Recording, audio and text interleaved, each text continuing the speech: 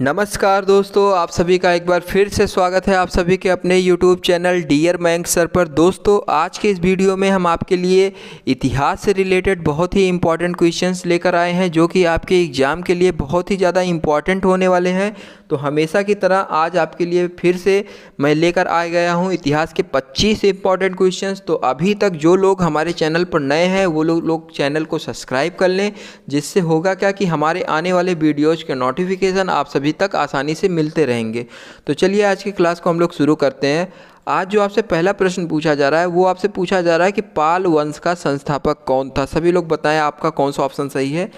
तो यहाँ पर जितने भी लोग ऑप्शन नंबर सी जवाब दे रहे हैं गोपाल, वो लोग यहाँ पर बिल्कुल करेक्ट हो जाएंगे। ये गोपाल जो हैं ये बिल्कुल करेक्ट आंसर है। पाल वंश के संस्थापक जी जो थे वो गोपाल जी थे, बिल्कुल करेक्ट है। मैं आपको बता दूं कि इनका शासनकाल कब से कब तक था। तो इनका शासनकाल 750 ईस्वी से 770 ईस्वी तक, पूरे 20 साल तक इनका शासनकाल रहा। ठीक है, चलिए अगला प्रश्न आपसे पूछा जा रहा है कि सोमपुर महाविहार का निर्माण किसने कराया था। तो दूसरे क्वेश्चन में यहाँ पर जितने भी लोग ऑप्शन नंबर सी जवाब दे रहे हैं धर्मपाल, ठीक है, वो लोग यहाँ पर बिल्कुल करेक्ट हैं। धर्मपाल जी जो थे इन्होंने 9वीं शताब्दी में सोमपुर महाविहार का निर्माण करवाया था। कौन सी शताब्दी में? 9वीं शताब्दी में।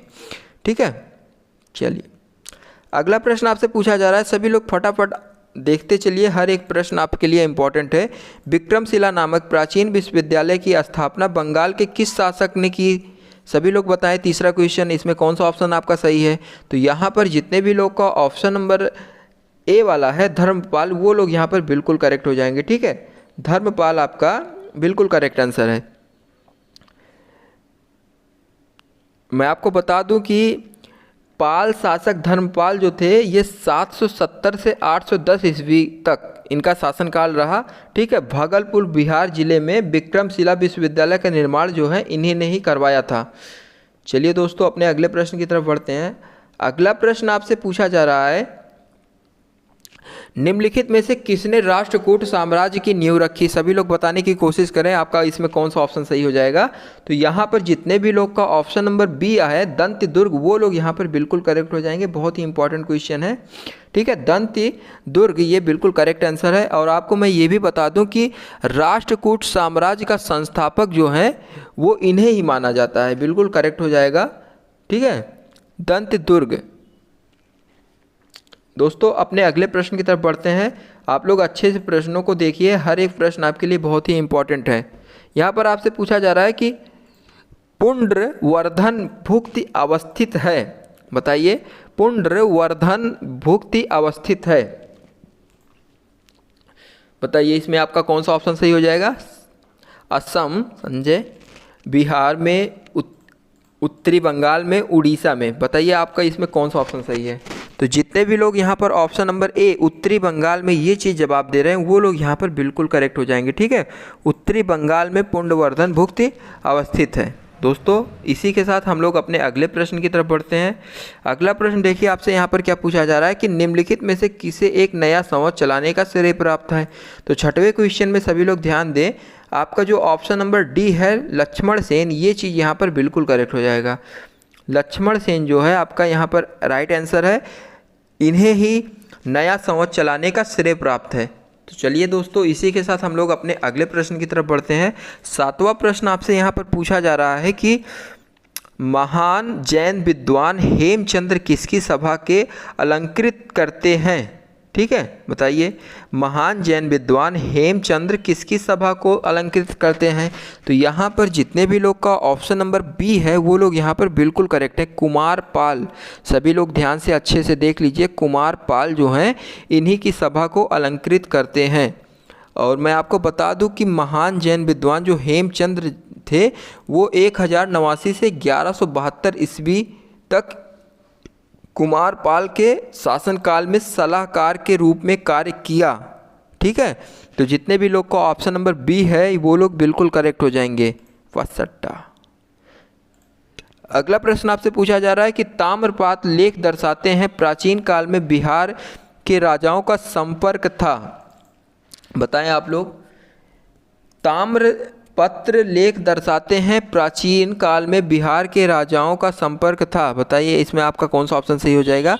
तो आपका जो इसमें ऑप्शन नंबर डी है, जावा सुमात्रा से, ये चीज़ बिल्कुल करेक्ट हो जाएगा। आप लोग अच्छे से देख लीजिए इसे। और देवपाल बौद्ध धर्म का एक महान संरक्षक भी माना जाता है, तो आप लोग ये भी जाने रखिए। और नालंदा से प्राप्त एक ताम्रपत्र अभिलेख से यह पता चलता है, नालंदा से एक ताम्रपत्र प्राप्त हुआ था, उससे यह पता चलता है, उसमें कुछ अभिलेख लिखा गया था कि देवपाल ने जावा तथा सुमात्रा के राजा बालपुत्र देव द्वारा बनवाए गए बौद्ध विहार के अनुरक्षण के लिए 5 ग्राम अनुदान में प्रदान किए हैं। ठीक है, तो जितने भी लोग ये पॉइंट नहीं जानते थे जान लें, इंपॉर्टेंट पॉइंट है। आप लोग कॉपी पेन साथ में रखिए, जो भी मैं इंपॉर्टेंट पॉइंट आपको बताऊं वो चीज़ आप लोग नोट किया करिए। चलिए दोस्तों, इसी के साथ हम लोग अपने अगले प्रश्न की तरफ बढ़ते हैं। काफ़ी सारे लोग सोच रहे होंगे कि थाईलैंड इसका ऑप्शन होना चाहिए, लेकिन आपका ध्यान से याद में रखिए, ताम्रपत्र लेख दर्शाते हैं प्राचीन काल में बिहार के राजाओं का संपर्क था किससे? जावा सुमात्रा से। ठीक है, गीत गोविंद के रचयिता कौन थे? बताइए यहाँ पर आपका कौन सा ऑप्शन सही है। गीत गोविंद के रचयिता कौन थे? तो मैं आपको बता दूं कि गीत गोविंद के रचयिता जो हैं वो जयदेव जी थे। ठीक है, बंगाल के शासक लक्ष्मण सेन जो हैं, संस्कृत भाषा के महाकवि जयदेव बंगाल के शासक लक्ष्मण सेन के दरबारी कवि थे। ठीक है, गीत गोविंद के रचयिता कौन थे? जयदेव। और जयदेव कौन थे? मैंने आपको बताया, वो लक्ष्मण सेन के दरबारी कवि थे। तो आपका जो ऑप्शन सही इसमें सही हो जाएगा वो है ऑप्शन नंबर सी, जयदेव। तो सभी लोग अच्छे से इसे देख लीजिए, गीत गोविंद के रचयिता जयदेव थे। और एक पॉइंट मैंने आपको और बताया, लक्ष्मण सेन के दरबारी कवि भी ये थे। जयदेव लक्ष्मण सेन के दरबारी कवि थे। चलिए, हम्मीर महाकाव्य में चौहानों को बताया गया है। बताइए आपको चौहान वंश जो है, चौहानों को कौन सा श्रेणी में रखा गया है? कौन सी श्रेणी में? चंद्रवंशी या ब्राह्मण या यदुवंशी या सूर्यवंशी? बताएं, हम्मीर महाकाव्य में चौहानों को बताया गया है। बहुत ही इंपॉर्टेंट प्रश्न है। तो यहाँ पर जितने भी लोग का 10वें क्वेश्चन में ऑप्शन नंबर डी, क्या सूर्यवंशी आ रहा है, ये लोग बिल्कुल करेक्ट हो जाएंगे। ठीक है, सूर्यवंशी बताया गया है इन्हें हम्मीर महाकाव्य में। चलिए दोस्तों, अपने अगले प्रश्न की तरफ बढ़ते हैं। अगला प्रश्न आपसे यहाँ पर पूछा जा रहा है कि निम्नलिखित में युग्मों में से कौन एक सुलेमित नहीं है? मतलब कि इसमें से 3 ऑप्शन आपके सही से सुलेमित किए गए, मिलान किए गए हैं, बाकी एक ऑप्शन जो है आपका इसमें गलत मिलान किया गया है। तो 11 नंबर क्वेश्चन में जितने भी लोग का ऑप्शन नंबर यहाँ पर ए वाला है, अब्दुर्रहमान हमीर रासो, ये चीज़ बिल्कुल गलत है। ठीक है, क्योंकि इसका सही मिलान जो होना चाहिए वो है सारंग देव। ठीक है, ये किससे संबंध रखते हैं? अब्दुर्रहमान ये सारंग देव से संबंध रखते हैं, जबकि यहाँ पर दिया गया हमीर रासो। बाकी तीनों ऑप्शन आपके सही दिए गए हैं। इसीलिए यहाँ पर आपसे ये पूछा जा रहा था कि निम्नलिखित युग्मों में से एक सुलेमित नहीं है, तो वो आपका ऑप्शन नंबर ए जो है ये सुलेमित नहीं है। सभी लोग देख लीजिए अच्छे से। चलिए, हम लोग अपने अगले प्रश्न की तरफ बढ़ते हैं। अगला प्रश्न आपसे पूछा जा रहा है कि भोजशाला मंदिर की अधिष्ठात्री देवी कौन है? ठीक है, भोजशाला मंदिर की अधिष्ठात्री देवी कौन है? सभी लोग बताएं। दुर्गा, भगवती दुर्गा, भगवती पार्वती, भगवती लक्ष्मी, भगवती सरस्वती। अपने सही सभी लोग बताएं इसमें आपका कौन सा ऑप्शन सही है। तो 12 नंबर क्वेश्चन में जितने भी लोग का ऑप्शन नंबर भगवती सरस्वती आ रहा है, ये लोग बिल्कुल करेक्ट हो जाएंगे। अगला प्रश्न आपसे पूछा जा रहा है कि गौड़वाहों के रचयिता कौन थे? तो 13 नंबर क्वेश्चन में जितने भी लोग का ऑप्शन नंबर सी जवाब आ रहा है, वाक्यपति। ठीक है, वाक्यपति आपका बिल्कुल करेक्ट आंसर हो जाएगा। गौड़वाहों के रचयिता वाक्यपति थे, बिल्कुल सही आंसर है जितने भी लोग का है। दोस्तों, अपने अगले प्रश्न की तरफ बढ़ते हैं। कल्हड़ की राज रणगढ़ी को किसने आगे बढ़ाया? सभी लोग बताएं इसमें आपका कौन सा ऑप्शन सही है। कल्हड़ की राज रणगढ़ी को किसने आगे बढ़ाया? तो ऑप्शन नंबर इसमें आपका कौन सा सही हो जाएगा? 14 नंबर क्वेश्चन में जितने भी लोग का ऑप्शन नंबर डी जोन राज एवं सीवर आ रहा है, वो लोग यहाँ पर बिल्कुल करेक्ट हो जाएंगे। आप लोग पॉइंट भी अच्छे से ध्यान में रखिए। ऑप्शन नंबर डी जितना भी लोग का आ रहा है यहाँ पर बिल्कुल करेक्ट हो जाएगा। दोस्तों, अपने अगले प्रश्न की तरफ बढ़ते हैं। अगला प्रश्न आपसे पूछा जा रहा है राजतरंगिणी के लेखक कल्हड़ के समय शासक कौन था? सभी लोग बताएं। तो यहाँ पर जो ऑप्शन नंबर ए है आपका, ये यहाँ पर बिल्कुल करेक्ट हो जाएगा। ए वाला ऑप्शन आपका क्या बोल रहा है? ऑप्शन जय सिंह। ठीक है, जय सिंह बिल्कुल करेक्ट आंसर है। जितने भी लोग का ऑप्शन नंबर ए आ रहा है जय सिंह, वो लोग यहाँ पर बिल्कुल करेक्ट हो जाएंगे।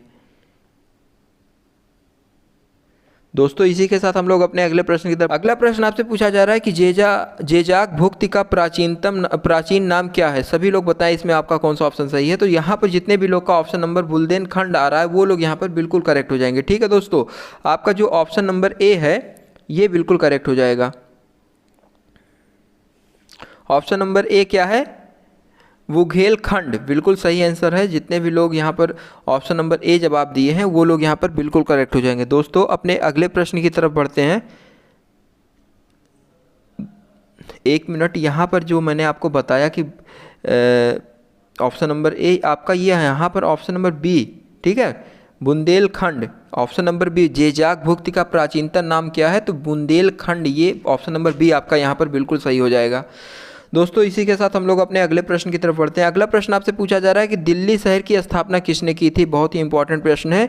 दिल्ली शहर की स्थापना जो है खिजली ने या लोधी वंश ने या तोमर या तुगलक ने की थी? आशीष सभी लोग बताएं। तो ऑप्शन नंबर सी आपका तोमर जो है ये बिल्कुल करेक्ट हो जाएगा। जितने भी लोग का ऑप्शन नंबर सी आ रहा है ये बिल्कुल सही है, तोमर।